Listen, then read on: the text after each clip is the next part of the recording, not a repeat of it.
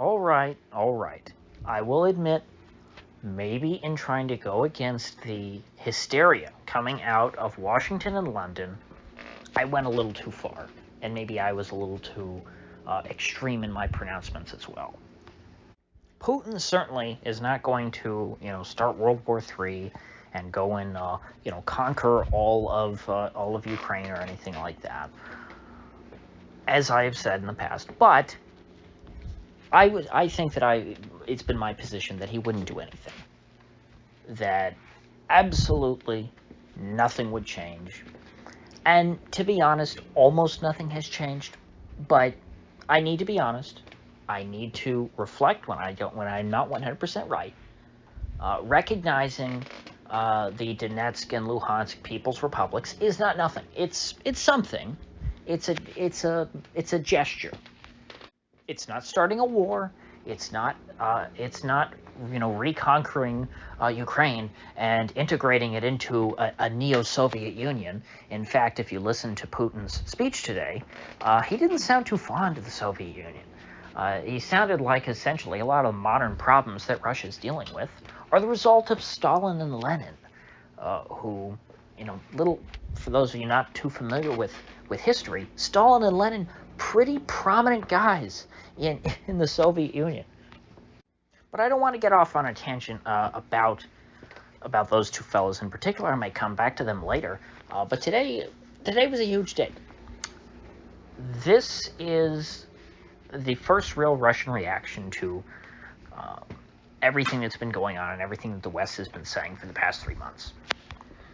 It's clear that Boris Johnson and Joe Biden have been hoping that Putin would launch an all-out invasion of Ukraine. They essentially wanted to dangle it in front of his nose, as Alexander of the Duran put it, which I think that's the correct way of putting it. They've been dangling Kiev in front of his nose. They are pulling all their folks out of the embassies. They've been burning things. They're acting like it's the end of the world, and and basically they're acting like Russian tanks are at the gates of Ukraine, or I'm sorry, the gates of Kiev, which, for those of you unfamiliar with European geography or Eastern European geography, Kiev is a very, very long way from the eastern border of Ukraine. Kiev is is the north-central part of the country. It's along the Dnieper River. And, I mean, yes, if the Russians came from Belarus, they could get to Kiev rather quickly. But I think it's pretty obvious that if there was going to be any sort of, if the Russians really wanted to invade Ukraine and take it over, they would start with the low-hanging fruit, which is, the most Russian parts of Ukraine, which would be the Far East, and not north-central Ukraine. They wouldn't start at Kiev. There'd be plenty of notice, I think, for the West if they wanted to get out. And frankly, you're not supposed to close your embassy if there's going to be a war like this. You want to have an embassy at a time like that so that your own citizens who happen to be caught up in the war can find safe harbor somewhere. So, I'm beating around the bush here, I think, too much. I'm assuming that you guys have already seen the news. But in case you haven't, Putin, I will reiterate, has recognized Donetsk and Luhansk as separate entities from the state of Ukraine. Now, they have not done that, even though Donetsk and Luhansk seceded from Ukraine 8 years ago now, way back in 2014. It's been a long time. It's been almost a decade since Ukraine has had control over the former oblasts of Donetsk and Luhansk. But the Russian government, throughout this whole period, maintained that, okay, those are regions of Ukraine that are in rebellion, and it's just awaiting the implementation of the Minsk Agreement, which the Minsk Agreement was was what ended the old civil war, which began after the Euromaidan, when Russian-speaking Ukrainians were unhappy with the new CIA-backed regime that was installed. And so they revolted across the country, but most strongly in Donetsk and Luhansk, because those are two oblasts which border Russia. It's almost entirely people who identify, with Russian culture, Russian society. And in fact, way back in 2015, they voted to join Russia, and Russia had no interest. Russia said, no, we don't want you. We're not going to annex you. Yeah, we want Crimea because that's where our naval base is. We don't want Donetsk and Luhansk. You're a part of Ukraine. You need to work your deal out with them. We'll make sure. We'll come in and we're not going to abandon you. We'll look out for you, but you're not going to be a part of Russia. That's been the position of the Russian government for the last 8 years. But today, it seems that Putin's finally recognized that the Minsk agreement is never going to be implemented, and so therefore, effectively, Donetsk and Luhansk are never going to be a part of Ukraine again. Unless Ukraine came and took it by force, because they're not going to, come to the negotiating table and compromise with these folks and work out a federal system where these folks who don't identify with the central government in Kiev, which is controlled largely by people who culturally are much closer to the city known as Lvov today, or Lemberg as it was historically known. I know it more as Lemberg because I think of it as the birthplace of Ludwig von Mises, the greatest economist who ever lived. Back then it was a German city, part of the Austrian Empire. Today, though, apparently it's a hotbed of Ukrainian nationalism, and it's more so those interests which have dominated Kiev since the Euromaidan revolution. So, what are the implications of this? Well, for starters, Putin has reached an agreement with the LPR and LNR, or LPR, DPR, LNR. I don't know exactly. The acronym can get a little fuzzy whether you're trying to make an acronym of the English name or of the Russian name. But anyway, Donetsk and Luhansk, let's just keep calling them that. He made an agreement with their two governments to put in peacekeeping troops, which, it's pretty obvious. It's a status of forces agreement, essentially. Russia is going to have a military base in Donbass, and that, ostensibly is to deter the Ukrainians from trying to ever take back Donbass. Because if they're not going to implement the Minsk agreement, the only thing that the Ukrainians would do is try and retake it by force, and not settle things peacefully. And the Russian government politically, they can't let that happen, because the cause of the people in Donbass, as I've said in the past, is very popular amongst Russian people. Putin would look very weak, much in the same way that Yeltsin was emasculated when Bill Clinton bombed Belgrade and hurt and maimed the people of Serbia, which, Serbia is like a little Russia. The people of Donbass, though, actually speak Russian, and they're even closer. They're right on the Russian border, and they're considered Russian people, unlike the Serbs, which are, just Russia's best friends, like Russia's little brother. And so Putin knows that politically he can't let the Ukrainians ever, come in and just march all over Donbass. And so now that he's given up the Minsk agreement, at this point, I think rightly recognizes that it will never be implemented, that is just not there's just no appetite for that now in the West. He has no reason not to do this. This is insurance, in other words. And so, I have mixed feelings about this. On the one hand, like I said at the open, this isn't nothing. But it's still not what Boris and Biden were hoping for. Putin is not going to invade and conquer all of Ukraine. It's not going to happen. He's not going to annex Ukraine. This is going to play out pretty much like the situation with Crimea back in 2014. It was clear back then. Russia just wanted Crimea because of their naval base. They got it. And life has continued on as normal. Now, with the Donbass republics here, will Russia formally annex them and make them, Russian oblasts? I don't know if they really want to do that yet. But at the end of the day, it doesn't really matter. Abkhazia and South Ossetia, of course, were never admitted into the Russian Federation either. I think that Donetsk and Luhansk could probably occupy a very similar sort of space, just kind of like Transnistria, although Transnistria is a special case because it does not border Russia and is not close to Russia. It's often Moldova. But honestly, like I said, he doesn't have anything to lose by doing this because the West has said since 2014. I mean, you see the line. I mean, it was just trending on Twitter a few days ago. Russia invaded Ukraine, and everybody's talking about back in 2014, Russia invaded Donetsk and Luhansk and annexed them, and which is not true.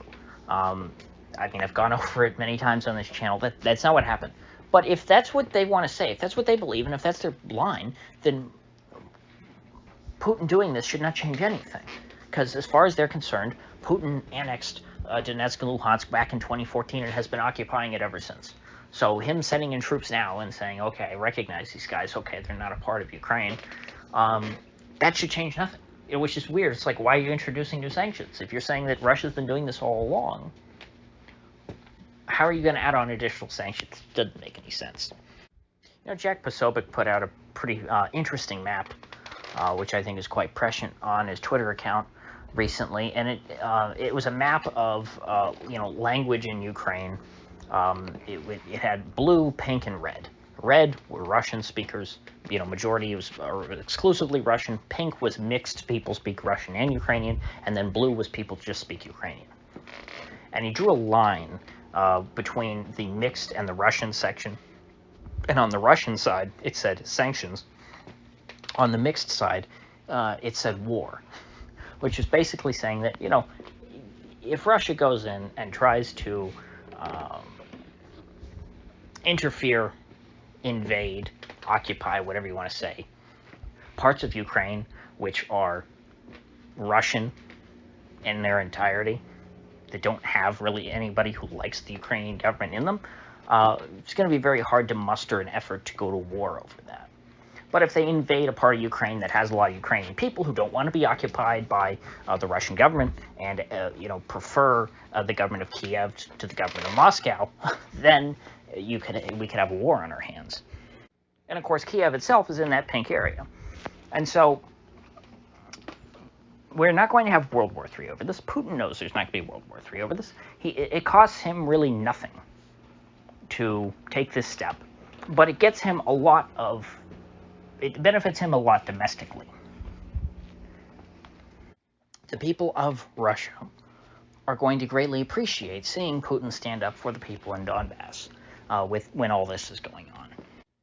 Kiev had 8 years to reconcile with the Donbass region, or with this part of Donbass. I guess Donbass is a little broader than just Donetsk and Luhansk, but colloquially it was called Donbass.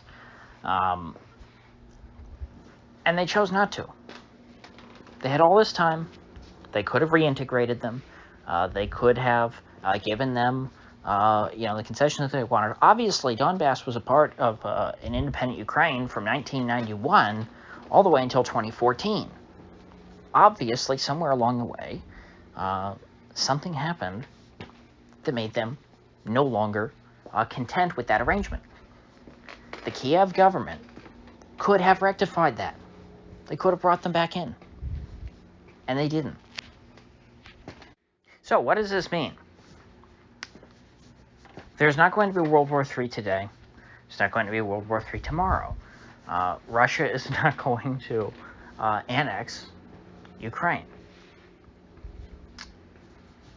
But this is not over. This is going to go on for a long time. Now that the precedent has been set, the Donbass was able, because again, they tried to play along with everything and say, no, Donbass is part of Ukraine, you need to bring them back in. Ukraine is a failing state.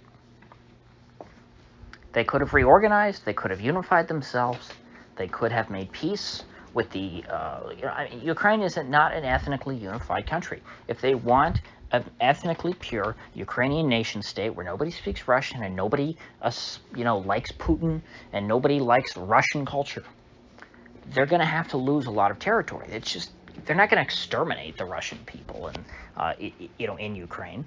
There's a lot of Russian speakers who live under the Ukrainian flag. And if they're no longer welcome, that's going to leave a vacuum.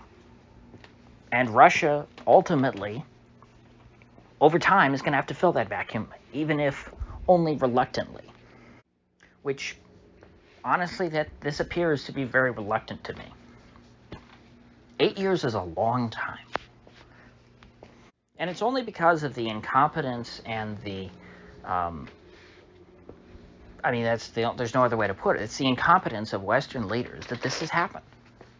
It's the incompetence not only of the people in Kiev, who, there's not much of a bar there for them to clear. Ukraine has been a basket case since the end of the Cold War. They never got their act together. But the folks in Germany, folks in Britain, the folks in Washington, they've all let this happen. They've encouraged it. They've inflamed things nonstop. And they made today inevitable. And at the end of the day, do I really care? No, none of this affects me. But I do still have like an interest as a spectator in how the game is played. And it pains me to see people who are, supposedly on my side of this game playing it so poorly. This is the equivalent to the United States essentially passing laws outlawing, sombreros and burritos and tacos and the Spanish language, and then crying about borders, about the integrity of their borders when border counties in Texas and New Mexico and Arizona or whatever start seceding because their culture is under attack, and there's a lot of people who speak Spanish and have some partake in Mexican culture in those areas. Yes, it's bordering Mexico. You got a lot of people who are kind of culturally in tune with Mexican culture. If you're not going to tolerate that, if you're not going to give them a place in America, then they're not going to want to be a part of America. It's the same situation here in Ukraine. There is no place for Russian people inside of modern Ukraine, and so they're being pushed into the arms of Russia.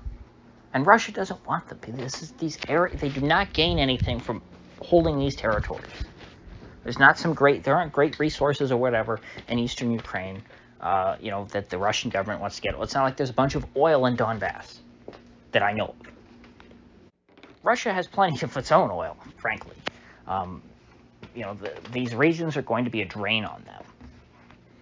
Crimea was a different story because Crimea had the naval base. It was their only warm water port.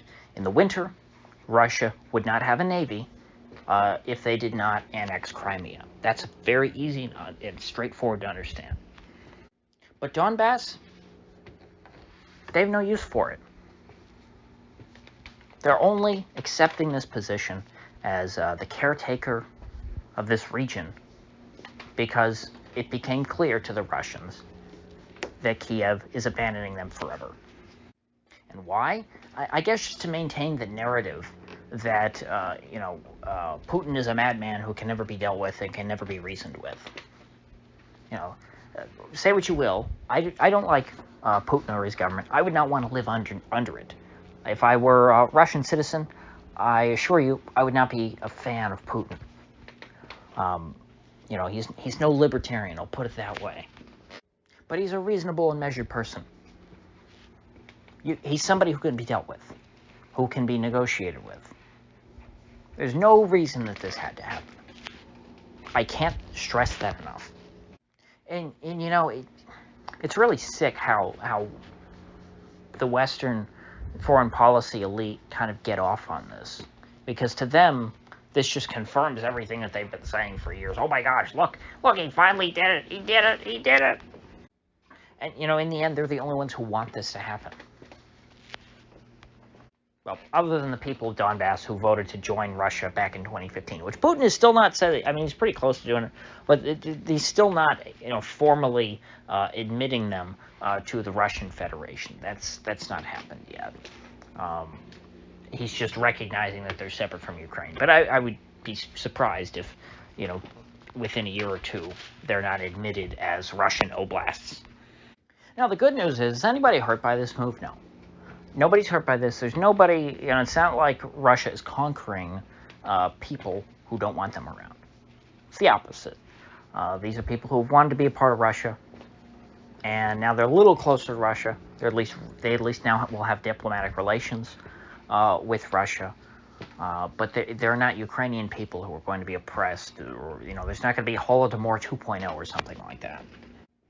And frankly, it would be a big mistake of Putin if no matter how long this drags out, which I think this is going to go on for a long time. I think at this point, the way that unless there's a change of government in Kiev and more reasonable people who actually don't have a militant hatred for the Russian portion of the Ukrainian population, unless a government like that comes to power, yes, over time, it's inevitable more will try and break away and join Donetsk and Luhansk and enjoy, Russian protection. But if Putin ever extended that and started trying to take over areas of Ukraine with Ukrainian people, one, I don't think that he wants those people as a part of his population, and two, it would end very badly for him because you would have endless insurrection. See, this is something that the lack of pragmatism in Western political philosophy, this is something that they really are weak in. You see it in Afghanistan and Iraq. To them, legitimacy has nothing to do with the will of the people that you're ruling. They have all of these abstract metrics like, democracy and women's rights and all these things, whatever, nonsensical liberal college sensibilities. Smarter leaders understand that the way that you have a stable government is by ruling over people who will tolerate you and prioritizing that, and not doing things to agitate the people underneath you. Because at the end of the day, in a less than democratic state, I think it's actually easier to get away with this in a democratic state, but in a less than democratic state, you require the consent of the governed. If you do too much to agitate the population, they will revolt. And so if Russia started biting off parts of, areas where Ukrainian people live, they would then start to have the same problems that Ukraine is having now. And that's why I've always maintained Russia's not going to try and take over Ukraine and reconstitute the Soviet Union. They know Ukrainians don't want to be a part of Russia. But if Ukraine is going to continue to agitate Russian people in Ukraine's borders, they're playing with fire. Crimea should have been a wake-up call to them. It wasn't. This should be another wake-up call. We'll see. We'll see how that changes. But this is a move that was in the making for 8 years. And again, this is most certainly not what the West was telling us. The West was telling us they're going to invade Ukraine. They did not say they were going to send peacekeepers into Donetsk and Luhansk. This is very different. Donetsk and Luhansk, in reality, have not been a part of Ukraine since 2014. It took, Putin just recognized that today, but it's been the reality for 8 years. Washington still doesn't recognize it, and, officially they never will, just like China still doesn't recognize that Taiwan exists. Okay? Taiwan is real. Hate to break it to you. North Korea doesn't recognize that South Korea exists. They just say, oh, well, that's Western-occupied Korea.